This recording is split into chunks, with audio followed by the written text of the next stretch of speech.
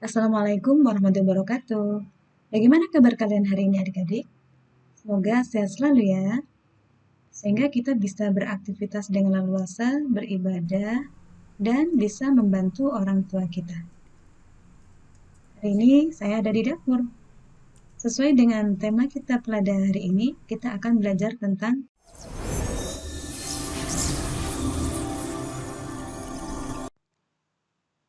Pada pertemuan sebelumnya, kita sudah membahas tentang 3 jenis perpindahan kalor, yaitu konduksi atau hantaran, kemudian konveksi atau aliran, kemudian radiasi atau pancaran.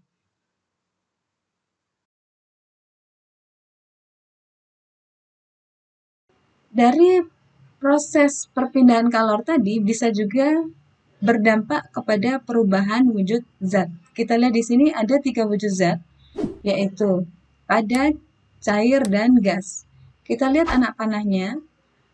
Ini kita membacanya adalah dari cair menjadi padat, kemudian dari padat menjadi cair, dari cair menjadi gas, dari gas menjadi cair, kemudian ini dari gas menjadi padat, ini dari padat menjadi gas.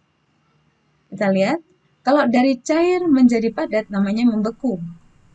Kemudian kalau dari padat menjadi cair namanya mencair. Yang cair menjadi gas namanya menguap. Kemudian dari gas menjadi cair namanya mengembun. Kalau dari padat menjadi gas namanya menyublim. Kebalikannya kalau dari gas menjadi padat namanya mendeposisi atau mengkristal. Oke, kita lihat gambaran partikelnya di sini. Ketika suhu meningkat, jarak partikel pada suatu benda itu rapat. Nah, ketika dipanaskan, maka dia akan semakin berjauhan sehingga wujudnya bisa berubah menjadi cair. Ketika suhu semakin ditingkatkan, semakin ke kanan ini gambarnya suhunya semakin dipanaskan, maka jarak molekulnya atau partikelnya semakin jauh dan bergerak bebas sehingga berwujud gas.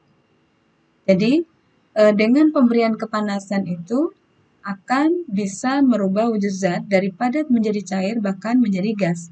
Seperti yang kita lihat tadi ada 6 bentuk perubahan wujud. Oke, sekarang kita lihat contoh masing-masing. Untuk contoh membeku, contohnya adalah coklat yang dicairkan kemudian dicetak kembali. Bisa juga contoh yang lain ya saat kita membuat es batu ya. Kemudian untuk contoh kedua adalah mencair, dari padat menjadi cair. Contohnya adalah coklat yang dilelehkan atau es yang sedang mencair. Bisa juga lilin yang meleleh saat dipanaskan. Contoh yang ketiga, untuk menguap, yaitu perubahan dari cair menjadi gas. Contohnya adalah merebus air. Kemudian, contoh yang keempat, dari gas menjadi cair adalah ini, kita lihat adanya embun pada dinding gelas karena di dalamnya dingin, gitu ya. Kemudian contoh yang kelima adalah menyublim. Contohnya adalah pada kapur barus yang kita biarkan lama-lama dia akan habis karena terjadi perubahan dari padat menjadi gas. Untuk deposisi, contohnya adalah pada proses ini. Pada proses ini sebenarnya ada dua kegiatan sekaligus, yaitu terjadi sublimasi terlebih dahulu dari padat menjadi gas. Nah, kemudian dari gasnya menjadi padat. Kita lihat lebih detail di sini ya. Proses dari padat menjadi gasnya dia menyublim. Kemudian di atasnya dikasih es batu sehingga terjadi pendinginan. Ketika didinginkan, maka di sini terjadi deposisi. Kita lihat. Nah, ini sudah terkumpul kembali kristalnya. Jadi, pertama menyublim ke 5 ya, kejadian 5. Kemudian setelah didinginkan, maka terjadi deposisi, terbentuk kristal. Kita lihat pada punggung ini sudah terbentuk kapur barus kembali. Jadi ini kapur barus dipanaskan, dia akan menyublim, kemudian akan mengkristal kembali karena di atasnya diberi pendingin berupa es batu. Sekian pembahasan kita pada hari ini. Mudah-mudahan bermanfaat.